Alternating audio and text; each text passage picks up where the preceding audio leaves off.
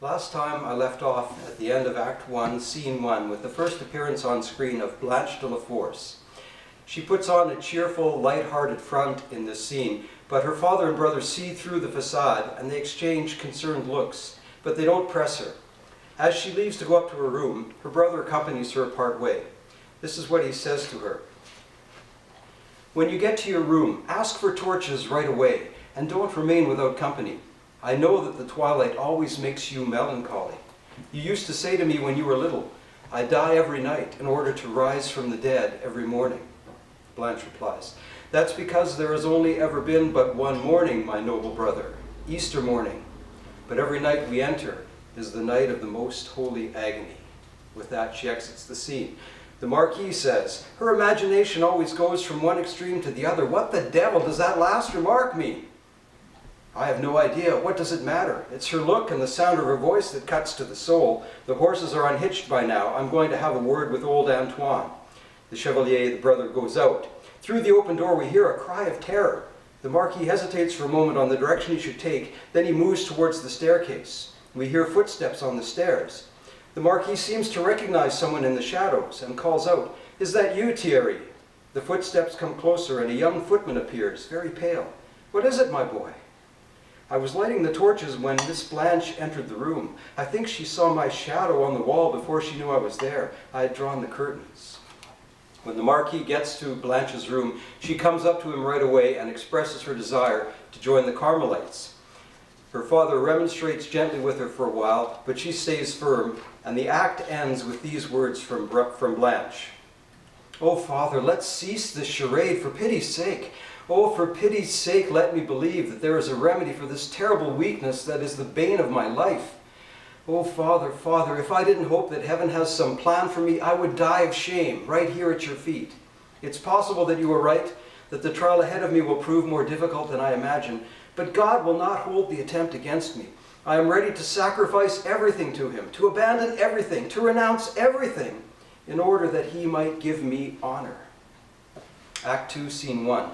A few weeks later, the scene is the parlor at the Carmelite house in Compiègne. The Prioress and Blanche are talking, one on one side, one on the other, of a double grille that is covered by a black veil. Madame de Coissy, the Prioress, is an old woman obviously ill.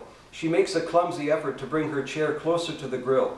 She manages to do this, but with difficulty, and she says, smiling and a little out of breath, "Don't believe that this easy chair is a privilege of my office, like the footstool of a duchess. Alas, out of charity for my dear daughters, who take such great care over my comfort, I would like to feel at ease with it. But it is not easy to recover former habits long since lost, and I can well see that what should be a pleasure will never be for me anything more than a humiliating necessity. It must be nice, Mother, to feel oneself so advanced in the life of detachment that one is no longer able to go back. My poor child, habit ends up detaching us from everything. But what good is it for a religious to be detached from everything if she is not detached from herself, that is, from her own detachment? I see that the severities of our rule do not frighten you. They attract me, rather. Yes, you are a generous soul. Keep in mind, however, that the obligations that are lightest in appearance are very often, in practice, the most vexing. One traverses a mountain and stumbles over a pebble." Blanche, in an animated voice, "Oh, Mother, there are other things to fear than these small sacrifices." She stops, disconcerted. "Oh, really? And just what are these great matters of fear?" In a voice less and less assured, Blanche answers, "Reverend Mother, I wouldn't know. It would be difficult for me, thus on the spot. But with your permission, I will reflect on it and give you a reply later." "Whenever you like. But will you answer me now if I ask you what idea you have about the first obligation of a Carmelite?" "It is to conquer one's nature." "Very good. To conquer and not to force. The distinction is important. When one tries to force nature, one only succeeds in losing what is natural. And what God demands of his daughters is not to play act every day for his majesty, but to serve him. A good servant is always where she ought to be, and never makes herself conspicuous. I only ask to pass unnoticed." Prioress responds, smiling with a bit of irony. "Alas, one only reaches that stage after a long time, and to desire it too strongly in the beginning does not make it any easier to obtain. You are of a noble family, my daughter, and we do not demand that you forget that. Just because you have renounced its advantages, you ought not to think you can escape all the obligations that such a birth imposes. and they will seem to you here heavier than elsewhere. Blanche makes a gesture of dismissal. Oh yes, you burn to take the last place. Distrust that feeling, my child. In wishing to descend too much, one risks exceeding the measure. In humility, as in everything, excess engenders pride, and that sort of pride is 1,000 times more subtle and dangerous than that of the world, which is more often than not mere vainglory. What prompted your desire to join the Carmelites? Does your reverence order me to speak with complete frankness? Yes. Well then, the attraction of a heroic life. A heroic life, or a certain manner of living that appears to you, quite wrongly, to make heroism easier, to put it, so to speak, within arm's reach. Reverend Mother, excuse me, I have never made calculations of that sort. The most dangerous calculations we make are those which we call illusions. I may well have illusions. I would ask nothing better than to be stripped of them. To be stripped of them. She repeats the words, slowly emphasizing each one. You will have to take charge of that yourself, my daughter. Everyone here already has their hands full with their own illusions. Do not imagine that the first duty of our way of life is to come to one another's aid so as to make ourselves more agreeable to the divine majesty, like those young girls who share their powder and rouge before appearing at the ball. Our business is to pray, just as the business of a lamp is to give light. It does not come into anyone's head to light a lamp in order to illuminate another lamp. Every man for himself, such is the law of the world, and ours resembles it a little. Everyone for God. Poor little thing, you have dreamed of this house like a fretful child in her dark room dreams of the salon with its light and warmth. You know nothing of the solitude to which a true religious is exposed to live and to die.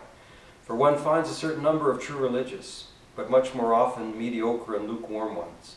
Come, come, here as elsewhere, evil remains evil, and the fact that it started out as pure milk does not make cream that is turned any less nauseating than rotten meat. Oh, my child, it is not in keeping with the Carmelite spirit to grow soft and emotional, but I am old and sick. Here I am, very near my end, so I can well afford to be emotional on your account. Great trials await you, my daughter. What does it matter if God gives me strength? What he wants to put to the trial in you is not your strength, but your weakness. The scandals of the world have one good thing about them, that they revolt souls like yours. Those that you will find here will disappoint you. All in all, my daughter, the state of a mediocre nun seems to me more deplorable than that of a brigand. The brigand can convert, and that would be for him like a second birth. The mediocre nun, though, she cannot still be born. She already has been. She has missed her birth, and except for a miracle, she will always remain an abortion. Oh, Mother, I would not wish to see anything but good here. Whoever voluntarily blinds herself to the faults of her neighbor under the pretext of charity often does nothing other than break the mirror so as not to have to see herself in it. For the infirmity of our nature demands that we discover first of all in others our own wretchedness. Take care that you do not let yourself be overcome by some sort of naive benevolence which makes the heart soft and the spirit false. My daughter, people wonder what good we serve, and after all, they can well be excused for wondering. We believe that thanks to our austerities, we bring them proof that one can perfectly well do without the things they think indispensable. But for the example to have any meaning, they must still be sure that when all is said and done, these things are as indispensable to us as they are to them. No, my daughter, we are not in the business of mortification, nor are we conservatories of virtue.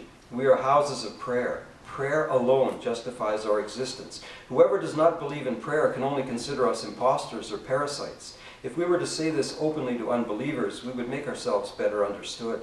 Are they not forced to recognize that belief in God is a universal fact? Is it not a very strange contradiction that humanity as a whole can believe in God and yet pray to him so little and so badly? They scarcely give him the honor of fearing him. If belief in God is universal, should not prayer be just as universal? Well, my daughter, God has wished that it should be so, but not by making prayer, dependent as it is on our free choice, and as demanding a need as hunger or thirst, but by making it permissible for us to pray for others, ourselves in the place of others. So every prayer, be it that of a little shepherd boy who watches over his flocks, is the prayer of all mankind. What the little shepherd does from time to time at the prompting of his heart, we must do night and day. Not by any means that we hope to pray better than he does, not at all. That simplicity of soul, that tender abandonment to the divine majesty that is for him an inspiration of the moment, a grace, and like an illumination of the Spirit, we consecrate our life to acquiring, or to recovering if we had experienced it before. For it is a gift of childhood which more often than not does not survive childhood. Once childhood has been left behind, one has to suffer a long time to return to it, as at the very end of the night one finds again another dawn. Have I become a child again? Blanche weeps. Are you crying? I am crying more for joy than for pain. Your words are hard, but I feel that even harder ones could not break the spirit that carries me towards you. It is necessary to moderate it without breaking it. Believe me, it is a bad way of entering our rule to throw oneself on it headlong, like a poor man pursued by robbers. Really, I have no other refuge. Our rule is not a refuge. It is not our rule which guards us, my daughter. It is we who guard the rule. But tell me, have you by any chance already chosen your name and religion in case we admit you on probation? But no doubt you haven't given that any thought yet. Yes, I have, Mother. I would like to take the name Sister Blanche of the Agony of Christ. The prioress gives a slight start. She seems to hesitate a moment. Her lips move in silent prayer. Then her face suddenly expresses the calm firmness of someone who has made up her mind. Go in peace, my daughter. The next scene has Blanche entering the community as a postulant. You see the ceremony which welcomes her into the community, and this is the first appearance of a very important character, the sub-prioress, Mother Mary of the Incarnation. Blanche's fears, however, continue to cause her problems in adjusting to convent life. We also continue to see the decline in the health of the Reverend Mother Prioress, but she's not facing her impending death with the kind of fortitude and equanimity that we might expect from her. Scene 5 is a scene between the doctor and the sub-prioress, Mother Mary of the Incarnation, in the hallway outside the infirmary. The doctor has just been in to see the prioress. The doctor starts, I regret having spoken my thoughts aloud in front of the Reverend Prioress. Mother Mary of the Incarnation says, regret nothing. If you had a longer experience of houses such as this one, you would know that there are only two types of religious who die in total peace, the very holy and the mediocre. But I would have thought that it is not faith that brings reassurance, but love. And when the bridegroom himself approaches us to sacrifice us, as Abraham did his son Isaac, one must be perfect indeed, or else very foolish not to feel distress. Pardon me, I thought that in a house of peace. Our house is not a house of peace, doctor. It is a house of prayer.